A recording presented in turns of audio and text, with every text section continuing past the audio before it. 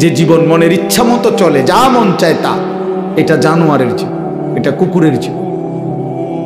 হ্যাঁ, কোরআন শরীফে আছে, আল্লাহ তাআলা বলছেন ওয়াত্তাবা হাওয়াহু ফামাথালুহু কামাথালিল কালব।